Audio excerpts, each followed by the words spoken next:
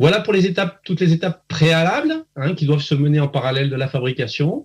On lance ensuite, selon ces éléments-là, les circuits de routine, donc production de semences, production d'antigènes, formulation, combinaison de ces antigènes, remplissage aseptique, suivi d'un mirage à 100% de chaque seringue. Ça veut dire que les seringues seront inspectées. Alors maintenant, c'est de plus en plus de manière automatique par des automates et des robots avec des caméras pour détecter tout défaut visuel du vaccin et éliminer les seringues qui contiendraient de petits défauts éventuellement, et ensuite passer au conditionnement, et c'est ensuite seulement après libération qu'on aura transport. Donc, je vous le disais, la place de la qualité est omniprésente, notre métier est très réglementé, nous sommes d'ailleurs inspectés par les autorités de santé afin de vérifier que nous sommes conformes aux normes internationales sur chacun de nos sites. Donc, l'assurance de la qualité, c'est toutes les dispositions préventives, la mise en place de procédures, la formation du personnel, la validation d'un procédé avant de l'utiliser en routine, la validation de méthodes de contrôle, c'est ça l'assurance qualité. Et puis derrière, on effectue bien à chaque étape, et ce sont les petites étoiles grises que vous voyez là réparties tout au long de ce circuit de fabrication. Là, ce sont des centaines de tests qui sont faits en effet sur chaque lot de grippe chaque année, avant que les pharmaciens qui sont dans mes équipes sur le site et à qui je délègue ma responsabilité revoient les dossiers de lots qui ont été constitués. Donc, chaque opération qui est effectuée ici est enregistrée dans ce qu'on appelle un dossier de lot. C'est près de 10 000 informations qui sont recueillies dans ces dossiers de lot, qui sont ensuite analysées par les pharmaciens. On vérifie la conformité au dossier de mise sur le marché, on vérifie la conformité de chacun de ces tests aux spécifications approuvées par les autorités. C'est seulement là, quand tout aura été fait correctement, que les pharmaciens pourront libérer le lot sur le marché, sauf que sur le cas particulier de la grippe, il faudra attendre également le contrôle indépendant et la libération qui est faite par les autorités de santé. Donc pour l'Europe, une seule autorité contrôle pour l'ensemble de l'Europe. Pour une partie des pays, ce contrôle est reconnu, c'est le cas du Maroc. Pour quelques autres pays, certains pays refont quelques tests complémentaires pour participer à la libération locale. Voilà, donc c'est extrêmement long, extrêmement complexe. Ce qu'il faut savoir, c'est que sur une usine de fabrication comme notre site de Val-de-Reuil, c'est 250 personnes dans un laboratoire de contrôle, donc c'est tout à fait considérable sur 2000 personnes sur une usine, telle que je viens de vous la montrer. C'est également 250 personnes qui participent à l'assurance qualité. Donc, pour le département qualité, ces 500 personnes, c'est un quart des forces de l'usine qui sont dédiées totalement au métier de la qualité pour assurer que les doses qui vous parviendront pour la vaccination et qui protégeront nos entourages et nos patients seront bien parfaitement conformes aux normes de qualité requises et aux spécifications. Voilà. Alors, l'autre élément, je vous ai dit que c'était une course contre la montre, la fabrication des vaccins contre la grippe. Donc, je vous ai mis ici, pour illustrer un petit peu une partie de cette course contre la montre, quelques dates clés dans la campagne grippe. C'est pour l'hémisphère nord ici. Ce qu'il faut savoir, c'est que sur la deuxième moitié de l'année, on fait la même course pour l'hémisphère sud. Alors, la course, elle commence déjà au mois de décembre, janvier, février, parce que pour que les vaccins soient disponibles, nous ne pouvons pas attendre que l'OMS confirme les souches qui rentreront dans la composition des vaccins. Alors, par chance, on sait que certaines souches, certains sérotypes ont tendance à moins muter chaque année. Donc, nous commençons à fabriquer les premiers antigènes à partir des semences dès le mois de décembre pour pouvoir être prêt. Donc là, vous voyez, la semence 1, souche 1, commence en décembre. On fait la production de cette souche en routine pour avoir notre principe actif. On lance les cultures, les fabrications à partir de la semence de la souche numéro 2 à partir de janvier pour être prêt à l'annonce par l'OMS des souches retenues. Alors ça c'est un défi. Vous avez vu l'année dernière, certainement, l'OMS a annoncé très très tard les souches retenues, donc il a été très dur de compléter toutes les autres opérations dans les temps. Cette année, c'est venu un peu plus tôt. Quand la confirmation arrive, nous lançons les autres fabrications de la souche 3 et de la souche 4 qui font la composition de notre vaccin quadrivalent. Ça laisse le temps à l'OMS de fabriquer et de calibrer les réactifs qui vont être utilisés dans le contrôle de la qualité par les laboratoires de contrôle, les nôtres et ceux des autorités. Ceci aux alentours du mois de juin. Alors là, c'est pas tout à fait tout fini. Parce que, je vous disais, chacun de ces micro-organismes, les virus sont des êtres vivants et chaque souche ne se comporte pas exactement de la même manière.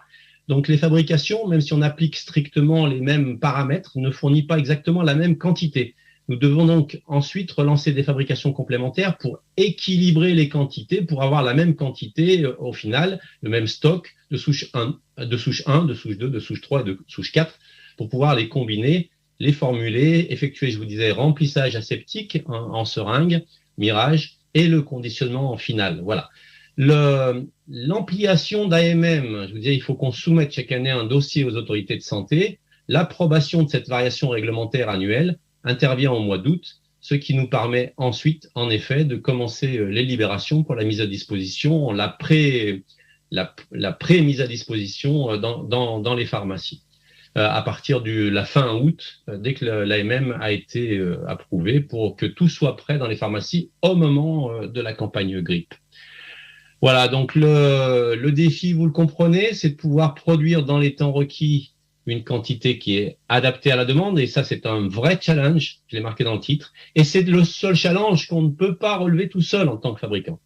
Alors, ce deuxième morceau de chronogramme illustre également ce point. Pourquoi on ne peut pas relever le challenge seul? Eh ben, c'est que nous devons connaître les quantités requises par les pays qui vont vacciner à l'avance pour pouvoir lancer les bonnes quantités. Et si j'en reviens là, pour pouvoir ensuite équilibrer, mais ça, on a peu de souplesse au niveau des délais, les quantités requises. Donc, c'est dès le mois de décembre et jusqu'au mois de mars, l'annonce des souches, que nous recueillons les commandes dans le monde entier.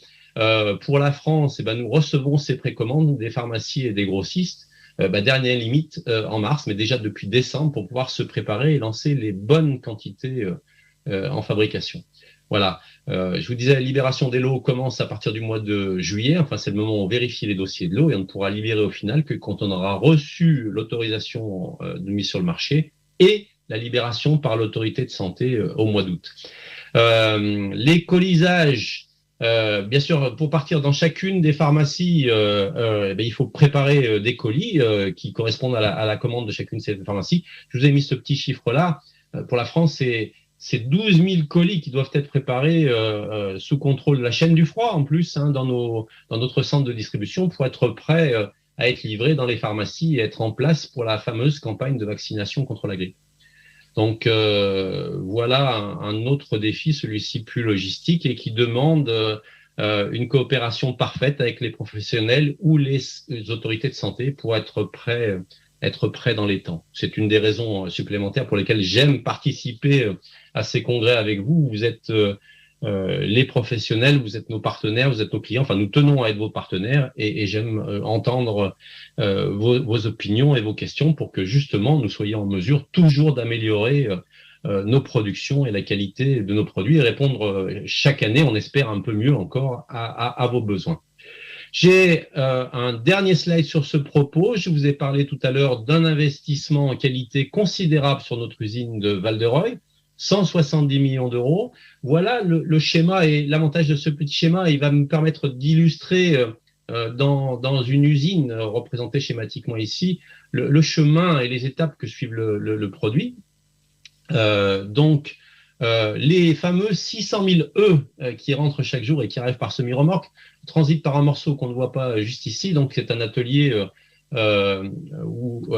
c'est un local où ces œufs embryonnés vont rester jusqu'à ce qu'ils aient 11 jours pour pouvoir ensuite rentrer ici à la réception, bien sûr faire l'objet d'un nombre de tests de contrôle qualité qui est très important, avant de pouvoir être inoculés par la souche du virus grippe à produire.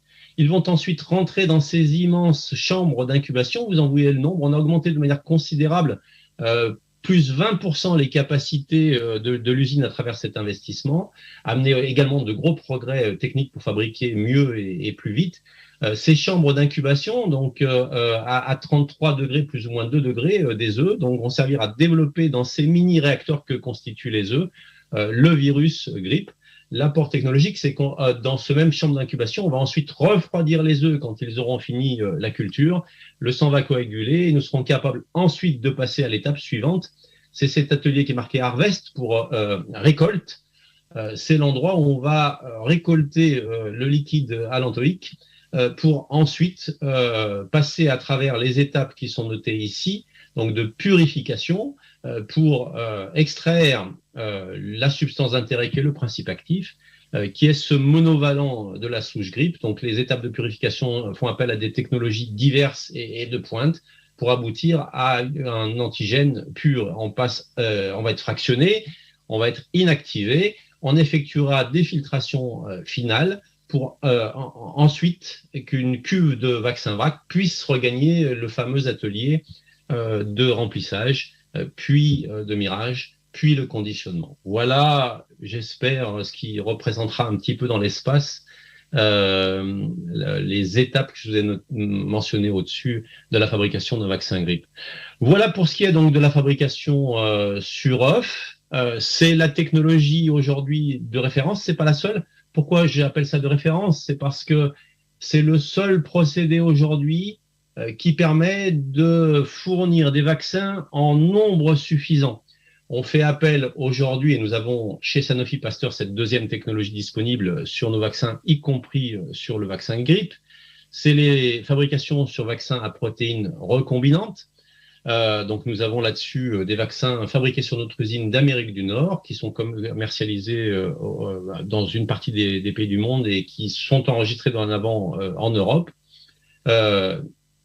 Donc c'est une deuxième technologie qui a pour avantage d'avoir une fabrication plus rapide, l'inconvénient de pouvoir produire moins à partir de la technologie. Et puis après, vous vous souvenez que dans tous les cas, fabriquer rapidement, c'est bien, mais comme on doit attendre la confirmation des souches par l'OMS, comme on doit attendre également les réactifs mis à disposition par l'OMS pour les contrôles qualité, ben, voilà un des inconvénients de cette deuxième technologie pour le vaccin grippe par protéines recombinantes.